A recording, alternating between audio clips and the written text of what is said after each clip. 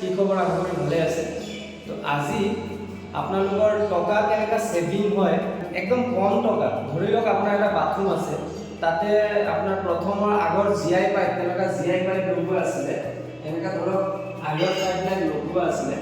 এই iron pipe কি হয় এনেকা এইটো ভিতৰত চাক পুৰা ফুটা সৰু হৈ যায় হৈ পেলাই এইটো পানী আহা কমি যায় আৰু বহুত প্ৰব্লেম হৈ যায় বহুতে প্ৰব্লেম এইটো দেখা দিয়ে জিআই পাইপৰ আমি কি কৰি আছো একদম কম বাজেটত আপোনালোকৰ যেনেকা বাথৰুমৰ এই পাইপবোৰ চেঞ্জ কৰি পিভিসি পাইপ লগাম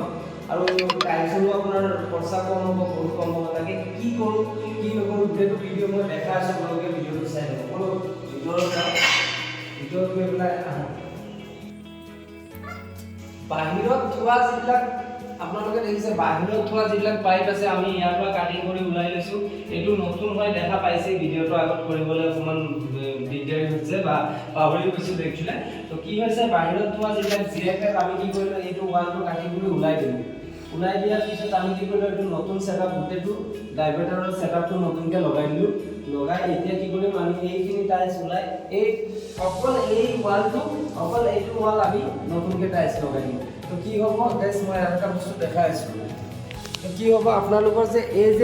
এই ছাইডৰ গোটেই বাথৰুমটোৰ এই ছাইডৰ টাইলছটো বাচি যাব এইটো খুলিব নালাগে টাৱল ৰড খুলিব নালাগে ফ্ল'ৰৰ মাৰ্বল লগোৱা আছে যেনেকুৱা টাইলছ লগোৱা থাকিলেও সেইবিলাক চেঞ্জ কৰিব নালাগে এইটো গোটেইটো যেনেকুৱা আছে এনেকুৱাই থাকি যাব এইবোৰ বেচিন টাইলছ যিবোৰ আছে এইটো গোটেইটো এনেকুৱা থাকি যাব আমাৰ কি অকল এইখিনিলৈকে কাটিং হ'ব হৈ পেলাই এটা গোটা টাইলছ এটা পূৰা যিটো হেৰি আছে ৱাল আছে সেইখিনিয়ে জাষ্ট টাইলছটো শেষ হ'ব মোটামুটি ধৰক না 35-40 পিচ টাইলছত এইটো কাম হৈ যাব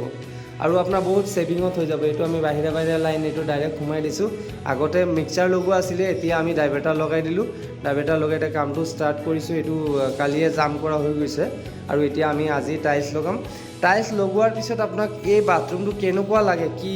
কিমান ধুনীয়া লাগে কি আছে আৰু কিমানমান টকাৰ বাজেটত হৈ যাব গোটেইখিনি এইটো ভিডিঅ'ত মই জনাই আছোঁ আপোনালোকে ভিডিঅ'টো আগলৈকে চাই থাকক তো হেল্ল' গাইছ মই যে কৈ আছিলোঁ আপোনাক ফিনিচিংটো দেখাম তো ফিনিচিংটো কমপ্লিটলি মোটামুটি হৈ গ'ল দেখা পাইছে এইটো এংগেল বাল্ব লাগি গৈছে শ্বাৱাৰ ডাইভাৰ্টাৰৰ কমপ্লিট ছেট লাগি গ'ল আৰু ইয়াত প্ৰব্লেমটো কি আছিলে জানেনে ইয়াত প্ৰব্লেম আছিলে পানীৰ স্পীড কম তাৰমানে তাৰ আগত আপোনালোকক মই দেখাইছিলোঁ জিআই পাইপ লগোৱা আছিলে তো মই গোটেইটো কমপ্লিট জিআই পাইপ চেঞ্জ কৰি এতিয়া মই কি লগাইছোঁ চিপিভিচি পাইপ লগাই দিছোঁ আৰু চিপিভিচি সদায় গৰম পানীৰ কাৰণে 11 SGR লগাব ঠিক আছে তো এইখিনি গোটেই লগোৱাৰ পিছত মোৰ এতিয়া কমন যদি ৱাল চাল ৰেডি আপোনালোকক দেখাইছিলোঁ যে একদম কম খৰচা আৰু খুব ধুনীয়া কেনেকুৱা ফিনিচিং আহে দেখা পাইছে কেনেকুৱা লাগিছে ভিডিঅ'টো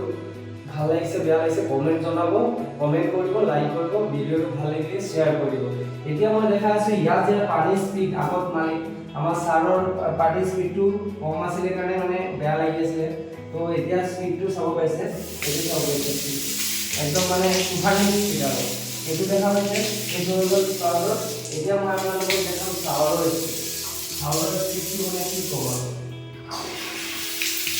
মানে কোনোবা যদি গা ধুব আহে খুচ হৈ যাব পুৰা একদম বিন্দাছ একদম ধুনীয়া একদম বঢ়িয়া স্পীড আৰু মোৰ ভিডিঅ'টো আজি ইমানে গোটেইখিনি কমপ্লিট দি দিলোঁ আজি তো এই ভিডিঅ'খন আজি ইমানতে শেষ কৰিলোঁ আকৌ আপোনালোকক লগ পাম নতুন এটা ভিডিঅ' তো বাই বাই নমস্কাৰ